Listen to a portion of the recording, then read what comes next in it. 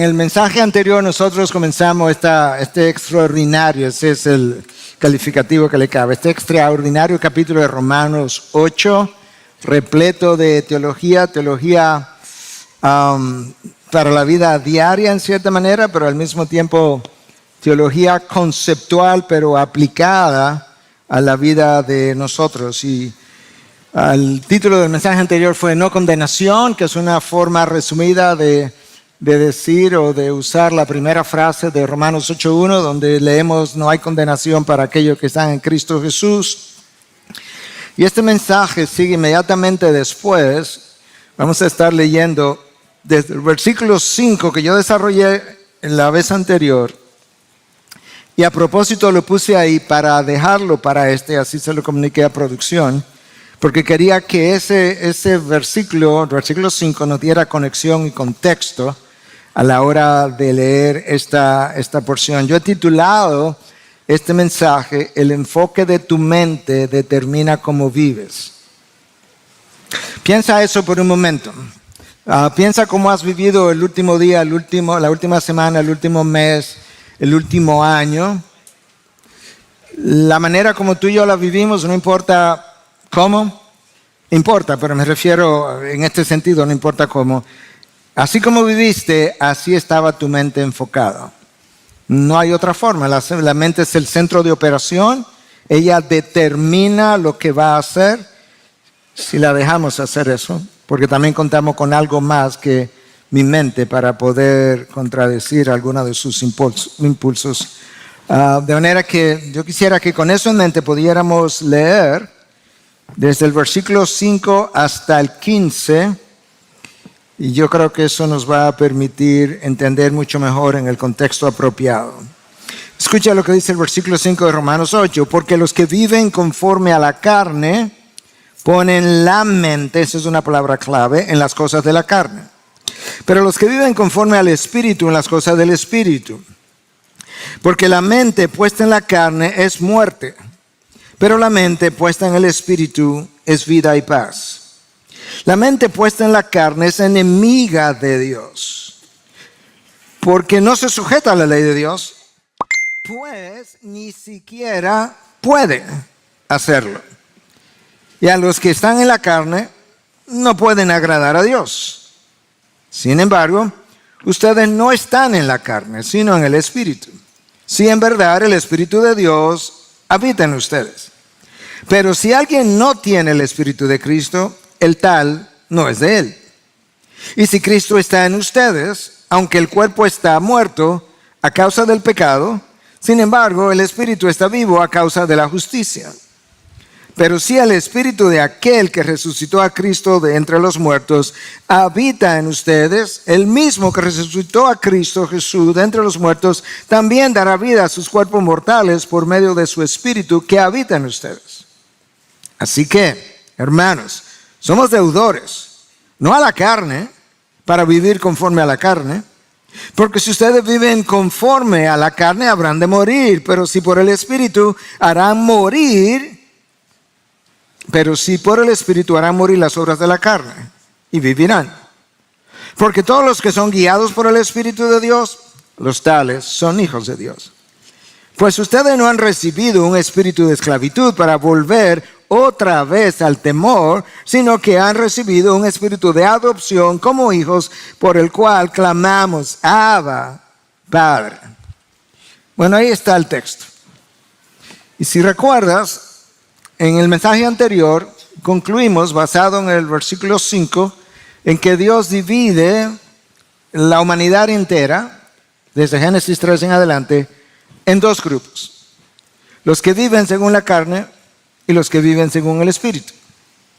Los que viven según la carne son los incrédulos, son los que no han nacido de nuevo, son los redimidos o regenerados.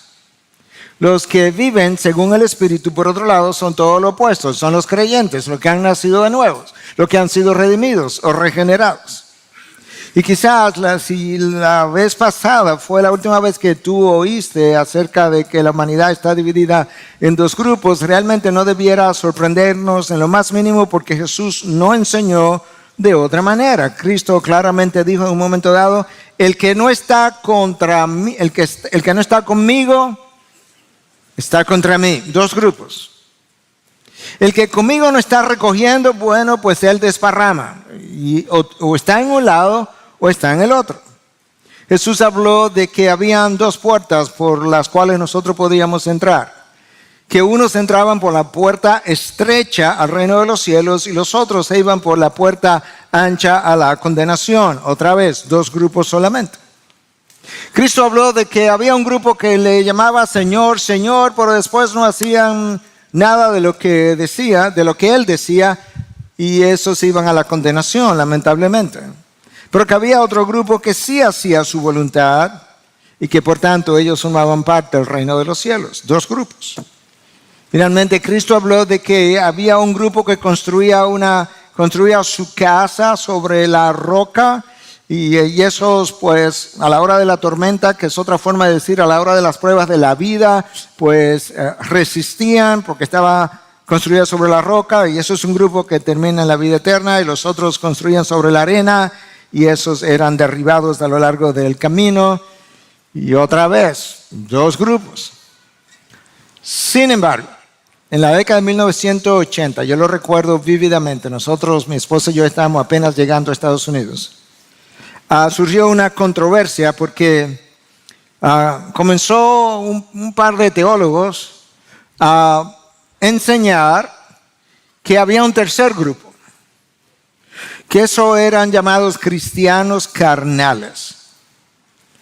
Y estos teólogos, Charles Ryrie y Saint Hodge, del Seminario Teológico de Dallas, hablaban de estos cristianos carnales para referirse a un grupo de personas que supuestamente habían nacido de nuevo, habían puesto su fe en Cristo Jesús, pero que continuaban viviendo pecaminosamente. Para esos teólogos, de hecho, tú podías poner tu fe en Cristo Jesús sin arrepentirte y ser salvo, porque según ellos el único requisito para la salvación era poner tu fe en Jesús.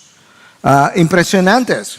Ellos también hablaban de que el cristiano no necesita necesariamente tener obras después de haber creído. Que las obras podrían llegar en algún tiempo, pero que no eran necesarias, contradiciendo precisamente lo que Santiago discutió en su tiempo y en su carta, cuando decía, si tú me dices que tiene fe y no tiene obras que enseñarme, tu fe está muerta. Bueno, esa controversia no fue pequeña, literalmente, y eso llevó a John MacArthur a escribir no su primer libro, pero el primer libro que tenía que ver con esta controversia, en 1988, que se llamó El Evangelio de acuerdo a Jesús, con la intención de contradecir justamente esa enseñanza que estaba haciendo tanto daño y para comenzar a definir mejor lo que era el señorío de Cristo. De ahí entonces que nosotros podamos ver hasta dónde llegó esto, pero no terminó ahí, eso fue perdiendo fuerza, pero en el año 2005 MacArthur otra vez escribió otro libro, se llamó El Evangelio de acuerdo a los apóstoles, precisamente porque esto no acababa de morir, y luego en el 2017 escribió El Evangelio de acuerdo a Pablo, y después escribió El Evangelio de acuerdo a Jesús, basado en el Evangelio de acuerdo a Dios Padre, basado en Isaías 53. Todos ellos con la intención de clarificar lo que es el Evangelio y lo que no es, y de clarificar lo que es verdaderamente un cristiano y quién no es, y dejar claro que hay una sola definición para el Evangelio y hay una sola definición o una sola enseñanza acerca de quién es un verdadero creyente. Nosotros hablamos de un verdadero creyente, pero en realidad no hay dos tipos de creyentes, uno verdadero y uno falso. Hay un creyente, pero con la intención de diferenciar a aquellos que verdaderamente han nacido de nuevo, que se llaman creyentes, de otros que también piensan que son cristianos, pero no han nacido de nuevo. Usamos esa palabra, pero no debiera haber necesidad de eso.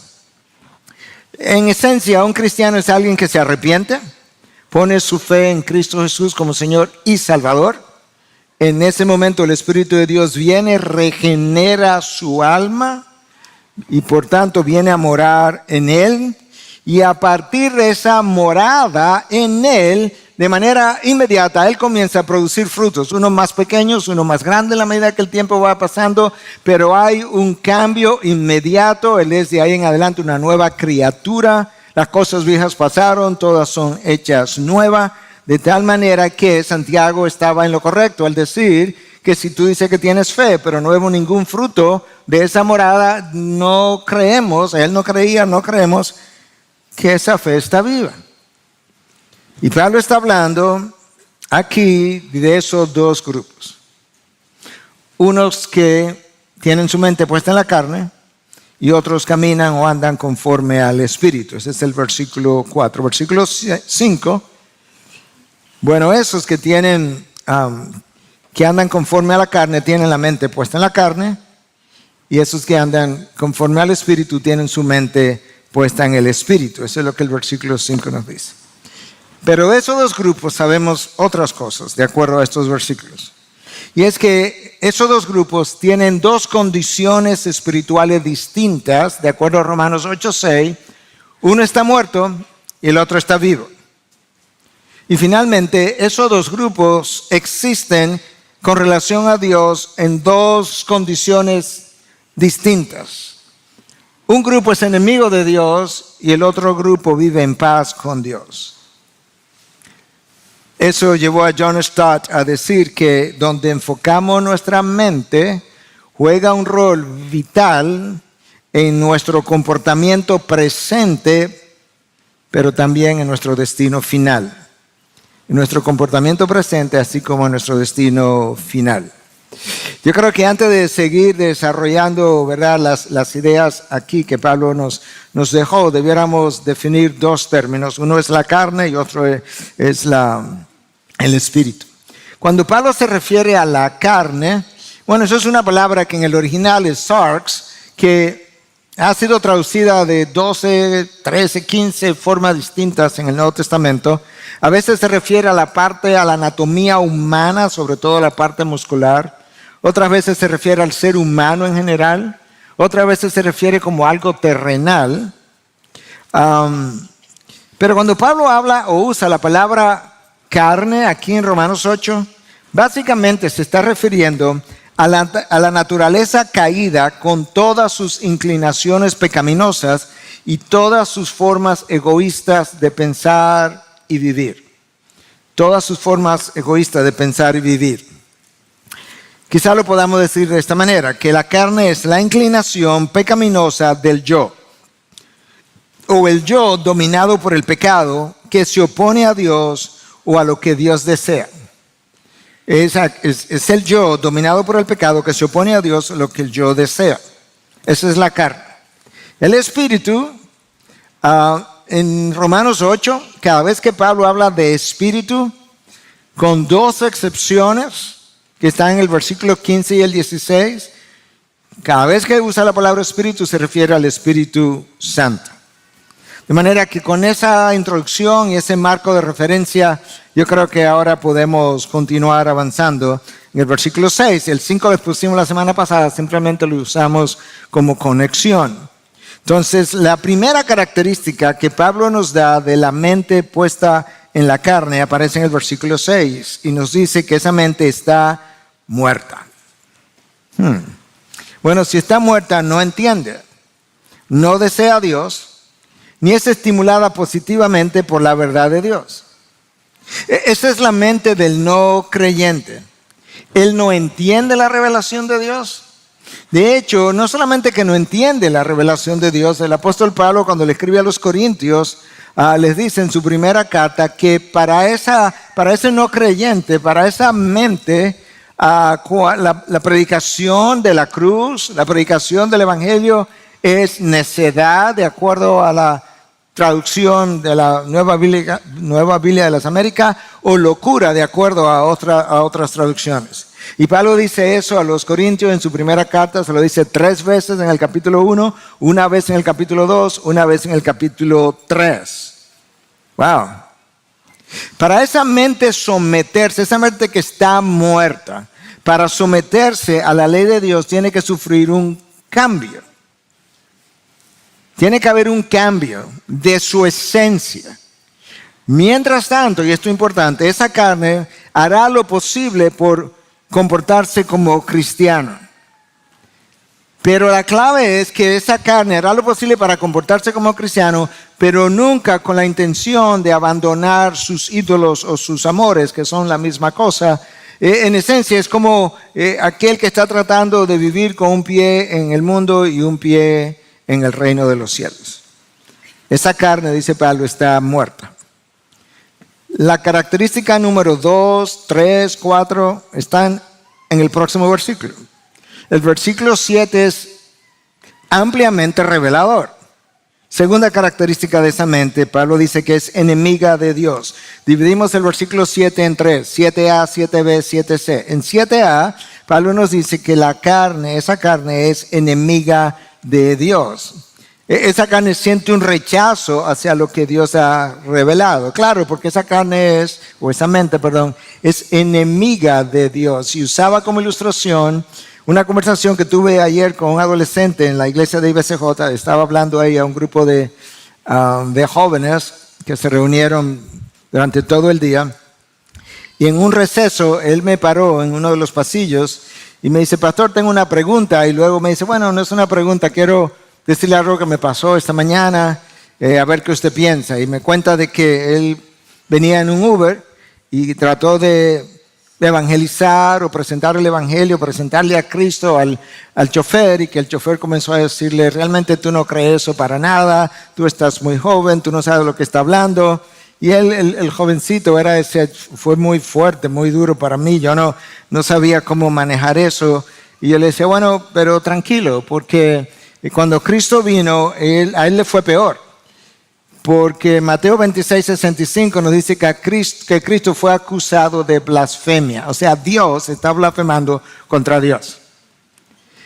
Y luego Juan nos dice en 7:20 que a Cristo lo acusaron de estar poseído de un demonio. ¿Te imaginas? Dios blasfemando y poseído. Y le dije, no, ¿sabe lo que dice la palabra? En el Sermón del Monte, que bienaventurado somos nosotros cuando somos vituperados por causa de todas formas, por causa de su nombre. Yo quiero que tú te vayas de aquí, mi hijo, considerándote bendecido en Cristo esta mañana. Y él abrió los ojos como, ¿en serio? ¿Eso fue una bendición? Bueno, es que él estaba hablando a una mente enemiga de Dios. La palabra traducida como enemigo en el griego es ectra, que vienen de un vocablo similar, ectro, que implica hostil, antagónica, agresiva, opuesta. La mente puesta en la carne es hostil, es antagónica, es agresiva, es opuesta. Está en guerra. Está en guerra contra los deseos del espíritu. Esto es como Stott lo define. Esa mente es antagonista del nombre de Dios, de su reino, de su voluntad, de su pueblo, de su palabra, de Cristo, del Espíritu y de la gloria de Dios. Wow. Está opuesta a todo eso. Ahora, hermano, ninguno de nosotros, antes de venir a Cristo, ninguno de nosotros se vio como enemigo de Dios, y mucho menos hostil, y mucho menos, ¿verdad?, antagonista de Dios. Dios dice, pero así eras tú. Pero no lo sabía. La mente de Dios piensa de una manera y la mente puesta en la carne piensa de otra manera. Ese es el origen de nuestra desobediencia. Cada vez que tú y yo hemos desobedecido, en esencia, yo dudo que al desobedecer, nosotros hubiésemos dicho en la enorme mayoría de los casos, quizás en todo, que hubiésemos dicho, yo no sabía que eso no se podía. No, nosotros sabíamos, pero decidimos en ese momento desobedecer a Dios porque Él piensa una cosa, pero yo ahora pienso otra cosa y por ahora yo voy a hacer lo que yo quiero hacer. Versículo 7 es extremadamente revelador, yo te decía, porque nos dijo ahora que la carne, puesta en la carne, es enemiga de Dios, es la segunda característica. Ahora la tercera característica, la mente puesta en la carne, no se sujeta a la ley de Dios. Eso es la segunda parte del versículo 7. Es rebelde, no se sujeta. El pastor Ray Stedman dice en su comentario, esa mente es abiertamente arrogante, autoritaria, jactanciosa, lujuriosa, cínica y orgullosa. Porque está centrada en el yo. Por eso nunca cede su terreno. Esta mente prefiere perder sin admitir su falta que ganar en sumisión. Esa mente escucha la verdad de Dios, pero entiende que las cosas no son así. Y tú podrías decir, no, yo nunca he dicho eso, yo no he escuchado a nadie. No, lo dicen, tú le predicas a Cristo, se lo predicas, se lo lee de aquí de la palabra y te dice, sí, pero mi Jesús no es así. Tú me estás diciendo que no es así como está aquí. Claro, porque esa mente tiene su propia conclusión. Siempre piensa que su opinión es verdadera y valedera. Es una mente argumentativa que prefiere sufrir las consecuencias de su mal caminar antes que someterse a la voluntad de Dios.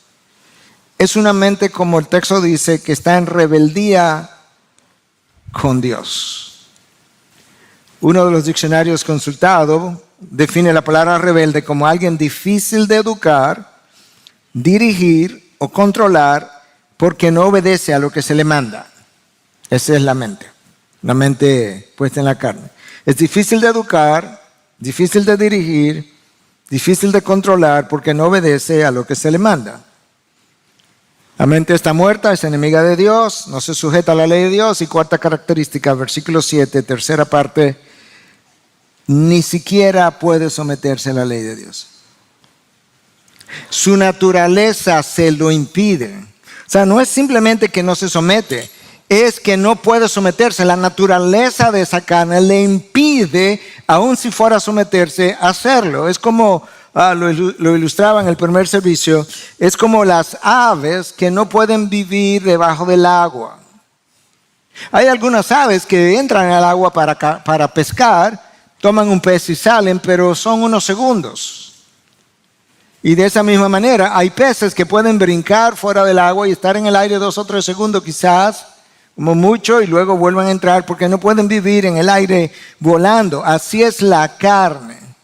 Puede comportarse como cristiana por un periodo. Puede engañar a mucha gente por un largo periodo de tiempo, pero no puede engañar a todo el mundo todo el tiempo. Esa es la mente que... Esa mente es tan experta engañando que se autoengaña. Llega a creer su propia mentira. Porque siempre, y al final, siempre terminará alejándose de Dios, a menos que Dios haga algo, y lo termina haciendo de manera resentida con Dios y con su pueblo.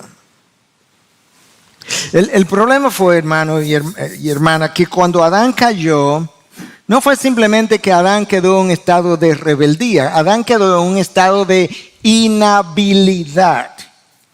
Con una mente muerta, con una mente enemiga de Dios, una voluntad esclavizada al pecado y un corazón de piedra. Completamente inhábil. Por eso es que algunos prefieren, en vez de usar el término depravación total, prefieren usar el término inhabilidad total.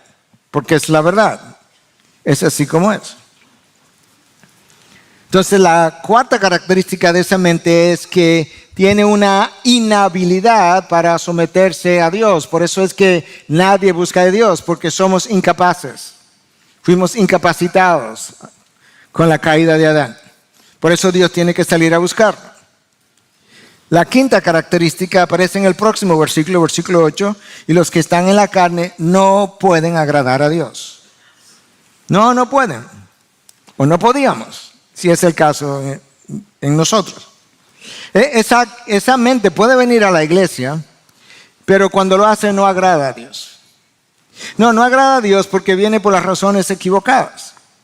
A veces viene para cumplir un compromiso. A veces viene para evitar el que dirán. A veces esa mente sabe, después de un tiempo que ha pecado grandemente, su sentido de culpa le pesa mucho y viene a la iglesia tratando de encontrar algún alivio, pero como no está en la iglesia por la razón adecuada o correcta, se va igualmente cargado. Todavía más, esa mente puede leer la Biblia, puede memorizar la Biblia, Pero frecuentemente la lectura de la Biblia, cuando lo hace, está tratando de encontrar razones para no sentirse tan mal.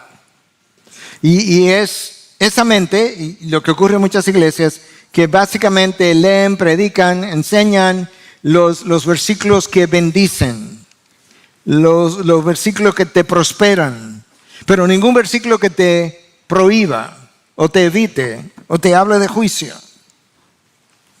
Esa mente puede memorizar la Biblia, puede memorizar grandes conceptos y argumentos de apologética, de apología, puede constituirse en el mejor o uno de los mejores apologistas de la fe cristiana y a su muerte descubrirse que vivió una vida inmoral todo su tiempo, y creo que algunos de ustedes saben a qué persona me estoy refiriendo recientemente. Aprende la Biblia, memoriza la Biblia, defiende la Biblia, pero no obedece la Biblia. Estaba peor. Esa persona puede orar, pero no agrada a Dios, porque no obedece a Dios, porque no tiene verdadera fe en Dios. De hecho, Hebreos 11:6 dice que sin fe es imposible agradar a Dios. Ya Dios dijo que yo puedo ofrecer un sacrificio, que eso sería como una forma de obedecer lo que la palabra de Dios dice, pero Dios ya reveló que Él prefiere la obediencia a los sacrificios. Y Dios lo dice porque Él sabía en el Antiguo Testamento y en el Nuevo que tú puedes ofrecer un sacrificio en el Antiguo Testamento como un cordero sin que el corazón realmente esté siendo ofrecido a Dios. Pero ahora, en nuestra era, ¿verdad? Esos sacrificios no existen, pero sus equivalentes puede ser venir a la iglesia o puede ser algo que yo participe de actividades de iglesia. Y la gente va a la iglesia en ocasiones, pero movido por las razones equivocadas. Por ejemplo, cuando me voy a casar, quiero casarme por la iglesia. Bueno, pero si no crees en ese Dios, no lo sigue. ¿Por qué no te casas por la ley? No, yo quiero que ese Dios me bendiga. Pero ¿cómo te va a bendecir si tú no eres su discípulo? O va a la iglesia cuando se muere alguien y voy a cumplir con los familiares. O voy a la iglesia y luego vengo y le digo al pastor, ¿usted puede hacer una oracioncita por mí? O como yo me encuentro continuamente con mis pacientes que saben que soy pastor y me dice, doctor, ¿usted pudiera hacer una oracioncita por mí? Bueno, para que le pida a Diosito, digo, bueno, yo puedo orar por ti, pero no es a Diosito ni es una oracioncita. Se lo digo pastoralmente más que doctoralmente, para que podamos entender. El problema que tú y yo tenemos es que en la Biblia, creer es obedecer, literalmente. Creer es obedecer. Cristo dice en Juan 3:36, tú lo conoces o algunos de ustedes lo conocen, el que cree en el Hijo tiene vida eterna, ahí está creer. Pero el que no obedece al Hijo, en otras palabras, el que no cree en el Hijo, pero en términos de obediencia, la ira de Dios permanece sobre él. Entonces ahí es donde está el problema. Ahora, la verdadera obediencia requiere la morada del Espíritu. Y la morada del Espíritu es el requisito número 1. De hecho, es el único requisito o el único requerimiento. Bueno, sí, requisito, es la misma cosa. La única característica, esta es la palabra que andaba buscando, que verdaderamente testifica que alguien es cristiano. Bueno, pastor, pero es que nosotros no vemos el Espíritu. No, claro, pero ¿sabes qué podemos ver? Podemos ver sus frutos. Tú crees en la gravedad, pero tú no ves la gravedad. No, pero tú puedes ver sus frutos. Yo acabo de dejar de caer mi lapicero, y si tú me dices eso fue la fuerza de gravedad, alguien podría decirte, pero ¿dónde estaba la fuerza de gravedad? Yo no tengo que verla, yo vi su fruto, la caída del lapicero o de cualquier otra cosa. De esa misma forma, por eso es que Santiago está argumentando, y argumentaríamos hoy, una fe sin fruto está muerta. Entonces ahora entendimos un poco lo que es la carne y luego la característica de la carne, cómo Pablo la define. Pero ahora él quiere ayudarnos a entender al otro grupo, los que estaban en la carne pero ya no están en la carne y que ahora están en el Espíritu. Y él comienza a hacer eso a partir del versículo 9. Fíjate que él va ahora a hacer un giro y la primera palabra del versículo 9 nos dice que está haciendo un giro. Describió una serie de cosas que ya te la expliqué, la expuse. Sin embargo, ahí va el giro. Ustedes no están en la carne, sino en el Espíritu. Entonces, de aquí en adelante, él va a hablar del otro grupo. Si en verdad el Espíritu de Dios habita en ustedes. Pero si alguien no tiene el Espíritu de Cristo, el tal no es de él. Pablo dice de manera positiva que si no estamos en la carne, si no estás, el Espíritu está en ti. Y luego dice de manera negativa, pero si no está en ti, entonces tú no eres de él. Ese solo versículo nos deja ver claramente que la característica distintiva del creyente es la morada del Espíritu. Y yo te decía que yo no puedo ver el Espíritu, pero yo puedo ver sus frutos. Y los frutos del Espíritu son una enormidad, pero en Gálatas 5, 22, 23 se nos definen algunos de los frutos que yo puedo ver en tu persona. Amor, gozo, paz, paciencia, benignidad, bondad, fidelidad, mansedumbre y dominio propio. Esos son. La carne no ama a nadie, la carne se ama a sí misma. La carne no tiene gozo, la carne lo que tiene es muchas quejas.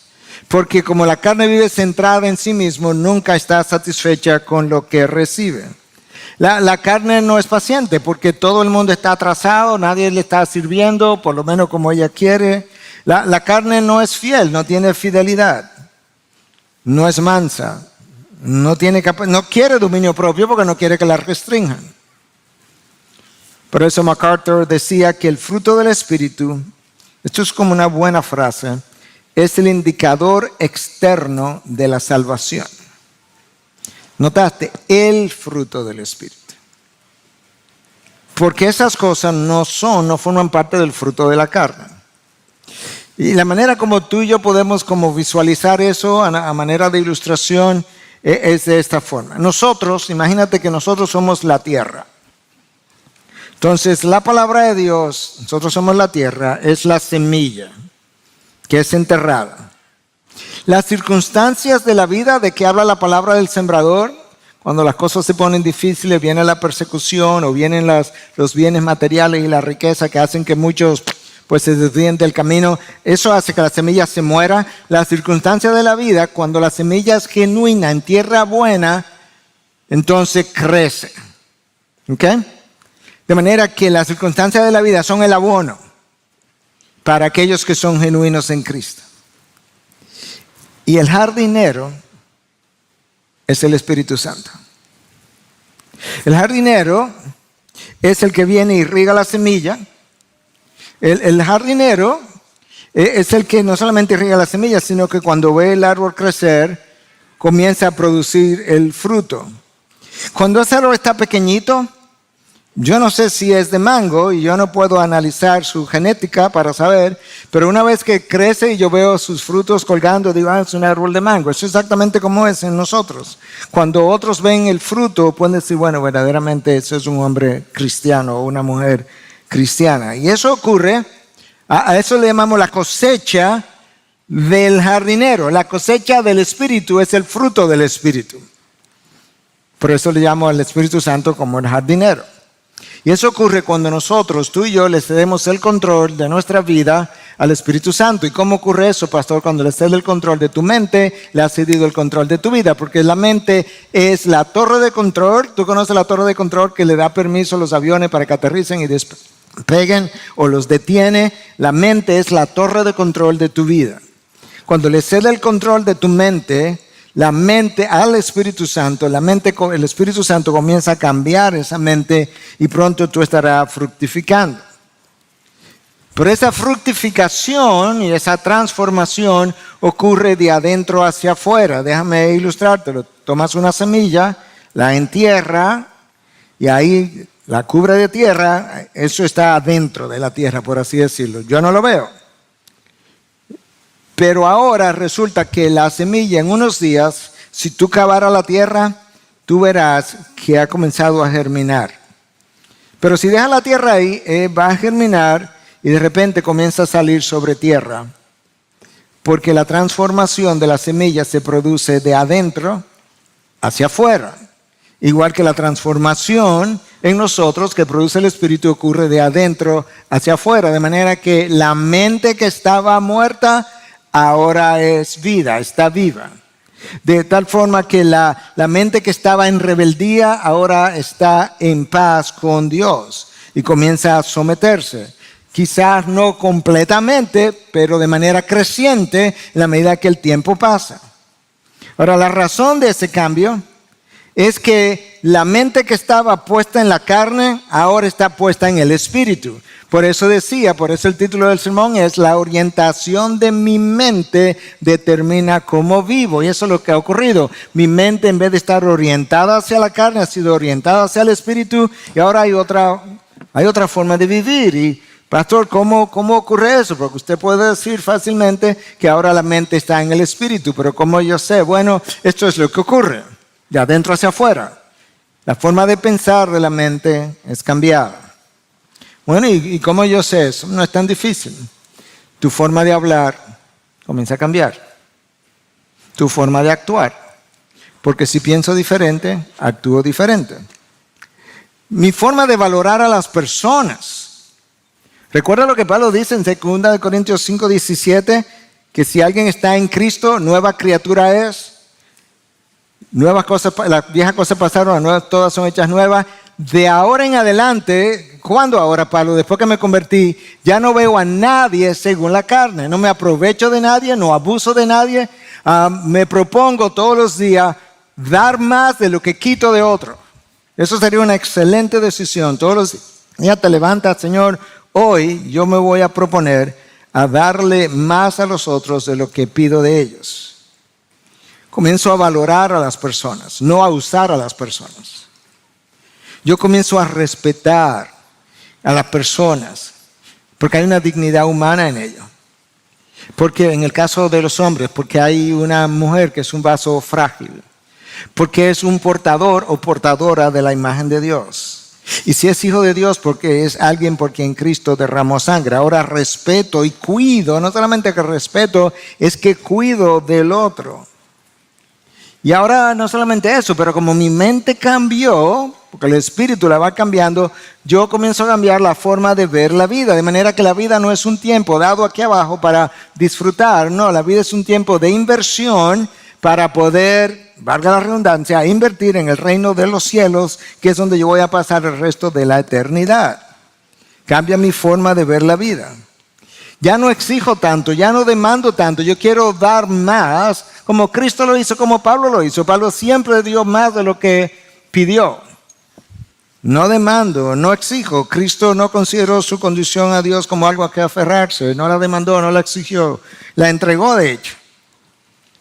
La mente cambiada comienza a pedir perdón. Y ahora tiene deseo de perdonar. Y comienza a someterse. Los hijos a sus padres, los empleados a sus jefes, las ovejas a sus pastores, las esposas a sus esposos. Pero también hay una cierta sumisión mutua del esposo hacia la esposa, porque antes de que Pablo nos diga en Efesios 5 que la esposa debe someterse a su marido, dice someteos los unos a los otros. De manera que hay una sumisión mutua, y luego Pablo dice, y luego esa sumisión mutua, la esposa se someta a su cabeza. Eso viene con la llenura del Espíritu, de la cual pedimos en canción, ven y lléname. Me encanta esa canción. A veces la oigo 3, 4, 5, 6 veces corrido. Y esto es como Pablo lo dice. Digo pues, eso es una forma de Pablo decir, bueno, le digo a ustedes, como ustedes dicen que son cristianos, pues, anden por el Espíritu. Ok, Pablo, pero ¿cómo me va a ayudar eso? ¿De qué me beneficia? Oye, escucha. Anden por el Espíritu, y no cumplirán el deseo de la carne. No es tan complicado lo que Pablo está diciendo. Obviamente hay una batalla, hay una lucha, yo sé, la lucha es continua y es diaria. No, yo sé, eso es verdad. Pero lo que Pablo está diciendo, a pesar de todo eso, la manera de no cumplir el deseo de la carne requiere que mi mente esté en las cosas del Espíritu y anden por el Espíritu y no cumplirán los deseos de la carne. Tengo que sacar eso de mi mente, pelear eso en mi mente. Yo gano la batalla o la pierdo en mi mente. Y ya le mencioné la semana pasada que la palabra ahí en Gálatas 5:16, andar por el Espíritu, es peripazo, que es un imperativo presente. En otras palabras, el andar por el Espíritu para el cristiano no es una opción que Pablo me dice, hey, tú puedes andar por la carne, tú puedes andar por el Espíritu. Yo creo que tú debes andar por el Espíritu. No, es un mandato y el mandato es continuo todos los días. Cada minuto. Yo tengo el mismo porque es continuo, es un imperativo presente. Es una forma de vivir continua. Entonces, la característica número 2 ahora de lo que están en el Espíritu es que Él está vivo, pero lamentablemente Él tiene un cuerpo muerto. Escucha, versículo 10. Y si Cristo está en ustedes, aunque el cuerpo está muerto a causa del pecado, sin embargo, el Espíritu está vivo a causa de la justicia. Okay, nosotros no hemos sido glorificados todavía. Nosotros estamos vivos, no hemos sido ni siquiera enterrados. Pero los que fueron enterrados, sus cuerpos están ahí deteriorándose. Pero llegará un momento en que los sepulcros se abrirán y el mismo Espíritu que levantó a Cristo de entre los muertos va a levantar mi cuerpo de el sepulcro donde yo esté. En el interín, Pablo lo que nos está tratando de decir, mira, tú estás vivo en el Espíritu, pero no olvides que tú tienes un cuerpo muerto, un cuerpo que tiene deseos y que esos deseos pues te llevan a hacer cosas que no debiera hacer. El cuerpo está muerto a causa del pecado. Eso fue exactamente lo que Pablo dijo en capítulo 7 de Romanos, que ya lo vimos, en 7:22, que en mi interior yo me deleito en la ley de Dios, en mi interior. Próximo versículo, 7:23. El problema es que yo al mismo tiempo veo otra ley. Recuerda que dijimos en el mensaje anterior que cuando Pablo usa la palabra ley en ese contexto se está refiriendo como a un impulso. Veo este otro impulso en los miembros de mi cuerpo que me hace guerra contra la ley de mi mente, que son los pecados de la carne. Pero va a llegar un tiempo, dice Pablo en el versículo 11, que el Espíritu de aquel que resucitó a Jesús de entre los muertos, que habita en ustedes, ese mismo Espíritu que resucitó a Cristo de entre los muertos, también dará vida a sus cuerpos mortales por medio de su Espíritu que habita en ustedes. Estamos muertos en delitos y pecados, fuimos regenerados, pero eventualmente el cuerpo entonces será glorificado. Y ahí yo creo que cuando nuestros cuerpos se estén levantando, quizás podamos decirnos en el aire, dame 5, finalmente ya estamos libres de pecado, de influencias del pecado. El cuerpo que fue enterrado en debilidad ha resucitado en poder, el que fue resucitado en corrupción ha resucitado en gloria. Gloria a Dios, aleluya. Número 3, característica número 3 de lo que está en el Espíritu. Si tú estás en el Espíritu, tú eres un deudor, pero no a la carne. Escucha, versículo 12. Así que, hermanos, somos deudores, no a la carne, para vivir conforme a la carne. O sea, la inferencia aquí es que tú eres un deudor, pero no a la carne, que está claramente dicho, pero la inferencia es, tú eres un deudor del Espíritu. Y yo no sé por qué le pagamos intereses a la carne, porque yo no le debo nada a la carne. No le pague ITEVIS a la carne, que tú no le debes nada a la carne. En mi carne no habita nada bueno. De hecho, Cristo lo dijo de otra forma, como vimos también, la carne para nada aprovecha. ¿Cuál es tu fascinación con la carne? Si no te provee nada bueno. Ahora al Espíritu tú le debes todo. De Él es que somos deudor. Al Espíritu le debemos el hecho de haber pasado de la muerte a la vida. Al Espíritu le debemos el privilegio de amar, de poder amar la ley de Dios. Al Espíritu yo le debo que ahora yo puedo someterme a la ley de Dios, porque Él me empodera. Yo le debo al Espíritu el hecho de que ahora yo puedo obedecer genuinamente y no por cumplimiento, para cumplir con alguien. Le debo el hecho de que yo puedo comenzar a lucir más como Cristo. Al Espíritu le debo tanto que no solamente le debo el poder someterme a la ley de Dios, es que Él me transforma a tal grado que incluso pone en mí el deseo de querer hacerlo. Pero a la carne yo no le debo nada, ni tú tampoco. Al contrario. Bueno, pastor, ¿y qué hacemos con esos deseos de la carne? Exactamente. ¿Tú alguna vez has ayunado? Ya sea un ayuno espiritual, o tú has ayunado para hacerte una prueba de sangre el otro día en la mañana. ¿Cómo tú ayunas? El estómago te dice, tengo hambre, y tú le dices, no puedo comer. Pues eso tú haces con los deseos de la carne. La carne te dice, quiero esto, y tú le dices, yo sé. Pero no te lo puede comer. ¿Por qué? Porque ahora yo tengo algo que amo más que el deseo que tú quieres, que se llama Dios. No solamente que lo amo más, es que Él es mi amo y no tú. Hasta ahora tú habías sido mi amo, pero ya no. No te debo nada. Cristo me hizo libre. Me liberó de ti. A Él sí yo le debo todo. De manera que es a Él a quien voy a obedecer y no a ti. Tú ayudas de la misma ayuna, de la misma forma que ayunaste. Pero somos mejores ayunando el estómago que ayunando la carne. ¿Sabe por qué? Porque el estómago lo ayunamos un día, la carne hay que ayunarla todos los días. Hay que crucificarla todos los días. Para hacer algo bien, tú y yo necesitamos depender del Espíritu. De manera que soy un deudor al Espíritu. Poner, querer y el hacer. Ahora Pablo establece un buen contraste en el versículo 13. Y hace lo siguiente, escucha. O dice lo siguiente, porque si ustedes viven conforme a la carne, habrán de morir. Pero si por el Espíritu hacen morir las obras de la carne, vivirán. Ok. ¿Por qué si vivo conforme a la carne voy a morir? Porque no soy creyente. Pablo me está diciendo, si tú pecas un día, ya vas a morir. No, eso es lo que él está diciendo. Pero si tu estilo de vida, el conocido y el no conocido, uno de los dos o los dos, son conforme a las obras de la carne, tú vas a morir. Yo voy a morir. ¿Por qué? Porque no soy cristiano. Porque obviamente no estoy exhibiendo el fruto del Espíritu. Y la mente puesta en la carne es muerte.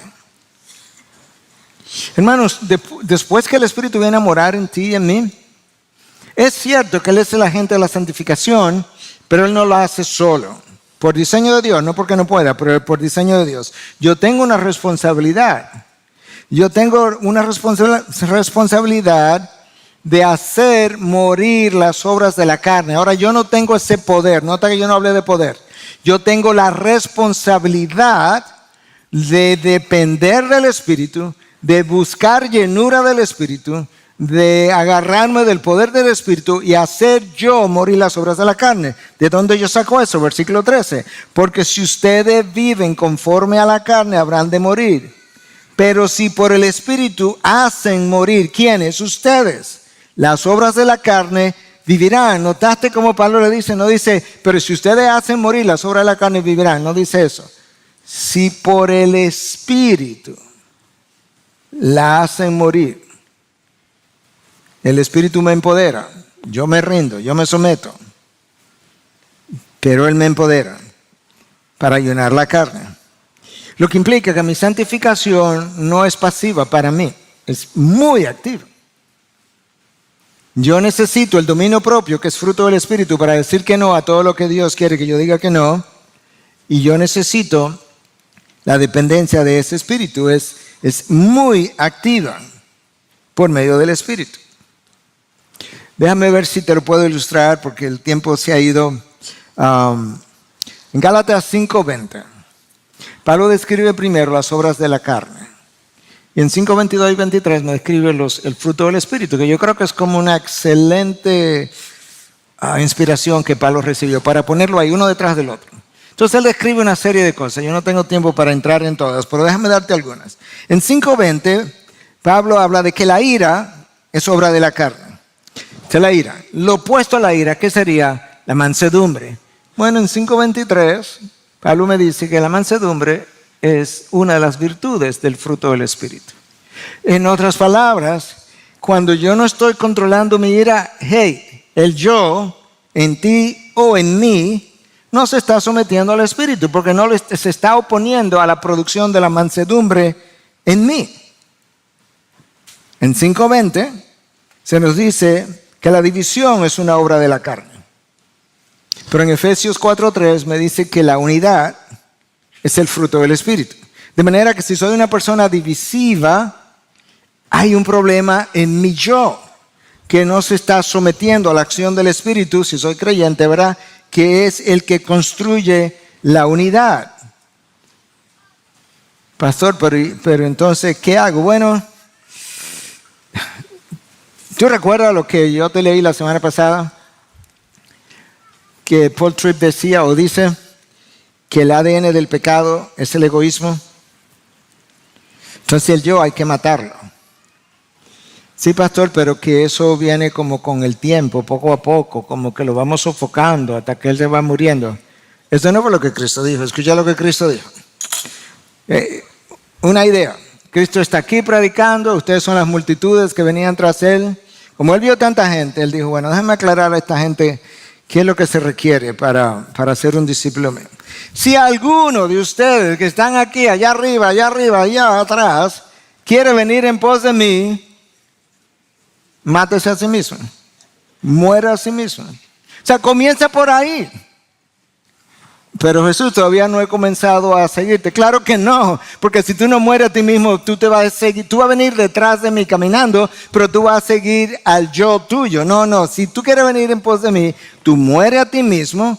¿Y qué más? Bueno, tú tomas tu cruz y luego tú me sigues, porque no me puedes seguir si el yo no se muere. Ah, pero que no me lo habían explicado así. Bueno, está ahí en la palabra. Más de una vez. En diferentes formas. En Gálatas 5:20 nos dicen que los pleitos son obras de la carne. Bueno, en 5:22 se nos habla de la paciencia que pudiera evitarnos los pleitos. Pero si los pleitos son obra de la carne y yo encuentro que soy una persona contenciosa, el orgullo de la carne que se requiere para contender, porque a la carne le gusta ganar y no le gusta perder. Entonces hay una parte del yo que no ha sido cedida al control del Espíritu. Estoy hablando de creyentes.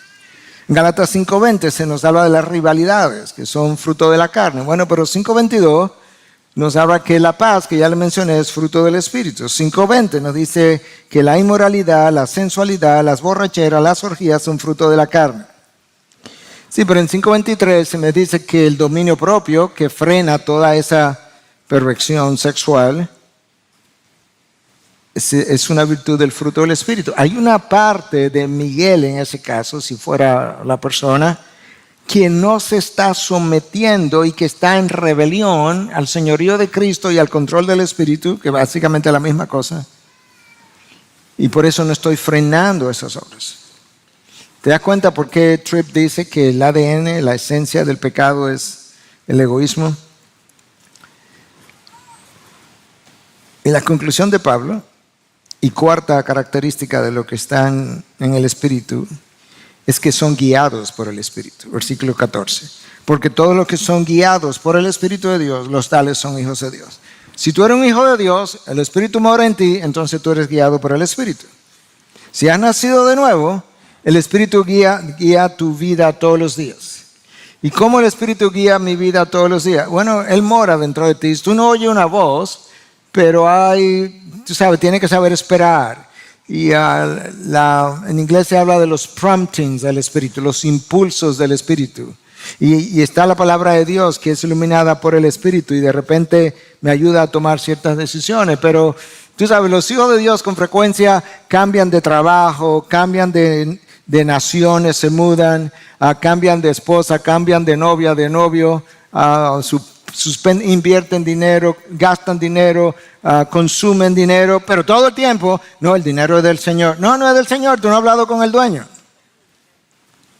Mi vida es del Señor. No es del Señor. Tú te andas mudando para allí y para acá y tú no has hablado con el dueño de tu vida. O sea, hay un problema en nuestro entendimiento de lo que es un discípulo de Cristo. Entonces, si todos los que son guiados, todos los que son hijos de Dios son guiados por el Espíritu, ¿qué pasa cuando yo desobedezco? ¿Él dejó de guiarme? No. Yo lo que no estoy haciendo, o lo que estoy haciendo, estoy ignorando la guía del Espíritu. Yo estoy ignorando los impulsos del Espíritu. Yo estoy ignorando los frenos del Espíritu. Dice, no debes, no debiera, te pasaste. Yo estoy ignorando la sabiduría del Espíritu. Yo estoy ignorando los recordatorios del Espíritu. ¿A ti no te ha pasado que frente a algo el Espíritu te trae una experiencia anterior, similar o igual y te dice, recuerda esto? Recuerda lo que pasó. Recuerda las consecuencias. Y si no es tuya, te trae una consecuencia de alguien o algo en la Biblia y te dice, mira a ver. Yo estoy ignorando las advertencias del Espíritu, que no tienen que ser tan místicas. Puede ser un amigo, puede ser un sermón, puede ser una película de contenido cristiano, que Dios dice, tú eso, mira adentro lo que estás pensando o viviendo. Todo eso son recordatorios, advertencia del Espíritu. Yo mencionaba en Por Su Causa, en el cierre final, bueno, si era el cierre era el final, obviamente, es un pleonasmo, pero en el cierre, borré la palabra final, hablando de cómo terminar bien la carrera, es como esto, y usé la experiencia del Titanic. El Titanic se hundió, 1,523 personas perdieron la vida. ¿Sabe cuántas advertencias recibió el Titanic para que redujera velocidad debido a la presencia de iceberg de gran tamaño en el área 6? Y el primero incluso ni se lo entregaron al capitán para no molestarlo porque estaba cenando. De manera que antes de que el Titanic fracasara, Dios permitió que 6 advertencias le fueron dadas. Si verdaderamente tú has nacido de nuevo, el Espíritu mora en ti, por medio de ese Espíritu, hermano, tú fuiste adoptado a la familia de Dios. ¿Tú te imaginas eso? Tú eras esclavo y ahora tú puedes sentarte a su mesa. Tú eras hijo de ira y ahora eres hijo de Dios. Tú estabas perdido en el mundo y ahora estás encontrado en el reino de los cielos. Tenía un corazón de piedra y ahora tiene un corazón de carne. Tu mente estaba en tinieblas y ahora tiene luz. Tu voluntad estaba esclavizada al pecado y ahora tú eres libre. Yo no creo que nosotros entendemos los privilegios que nosotros disfrutamos.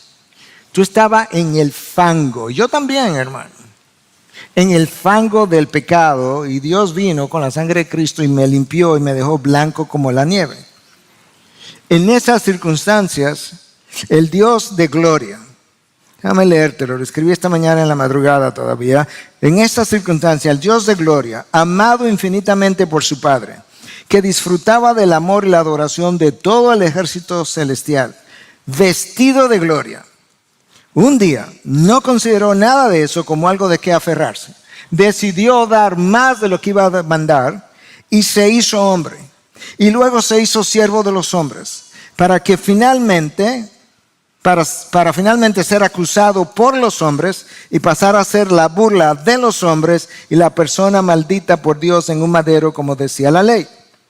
Todo hecho con una sola intención, de que el verdadero acusado y culpable y digno de condenación pudiera pasar a ser adoptado por Dios y pudiera pasar a ser coheredero con Él para el resto de la eternidad. ¿Tú te imaginas eso?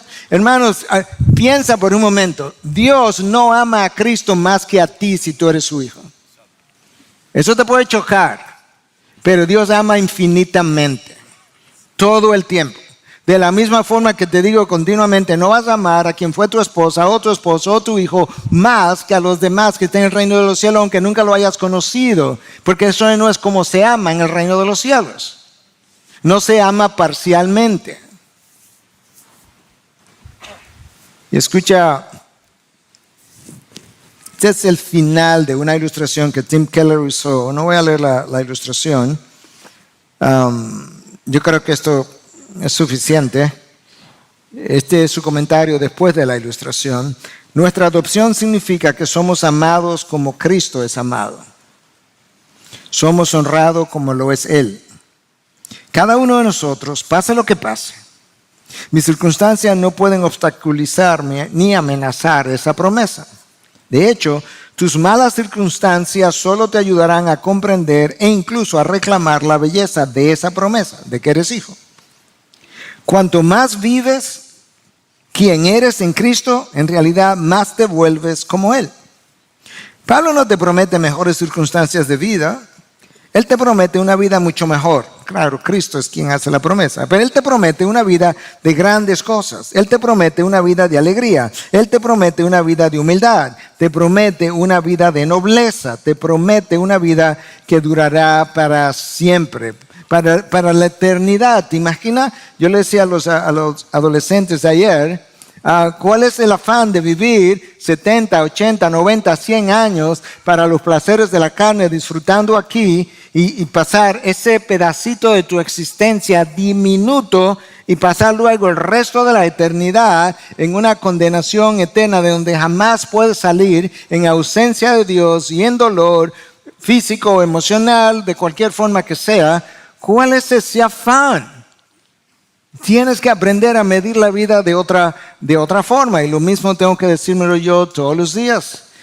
Cristo te compró para otra vida. Te trasladó a otro reino. Te dio otro poder. Te cambió la mente. Y ahora nosotros podemos cantar y luego ir a vivir y decir, viviré para honrarle solo a Él.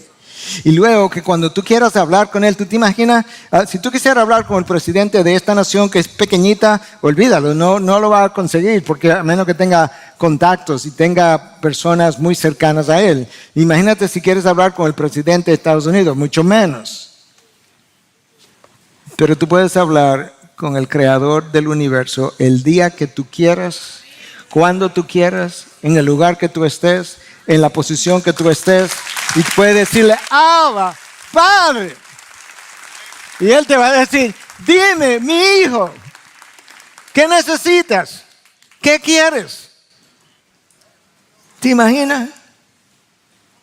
Yo no creo que nosotros tenemos la más remota idea de lo increíble que es ese privilegio. Sobre todo cuando estaba perdido en tus propios delitos y pecados, y yo también. Padre, gracias. Porque tú sabes que nosotros no tenemos la más mínima idea de lo que tú nos has regalado en Cristo. Y aún así, yo ni sé por qué tú nos amas tanto como nos amas. Pero me voy a corregir. Yo sé por qué tú nos amas tanto como nos amas. No por nosotros, sino porque tu amor depende solamente de ti. Y ese es el corazón tuyo. Un corazón que ama a los suyos.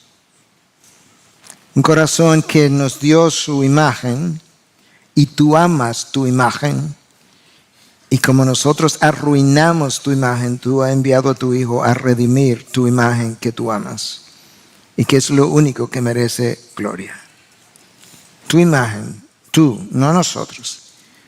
Nosotros somos un reflejo. Fuimos hechos a tu semejanza, no igual que tú. Pero eso es un enorme privilegio. Todos los días yo podría contar mis bendiciones y tendría que decir quién soy yo para que tú cuides de mí. ¿Quién soy yo para que me hayas bendecido de la forma que me bendijiste en Cristo? ¿Quién soy yo para que me cuides todos los días con tus ojos puestos en mí? Oh Dios, permite que tu pueblo pueda aquilatar lo que tu palabra dice acerca de nosotros. Déjanos ver la ruina y luego déjanos ver la gloria. Déjanos ver la ruina en que Adán y Eva nos metieron, pero luego déjanos ver la gloria en Cristo. Y recuérdanos que lo que perdimos en Adán, o mejor dicho, lo que ganamos en Cristo es mucho más que lo que perdimos en Adán. Gracias por tan grande privilegio.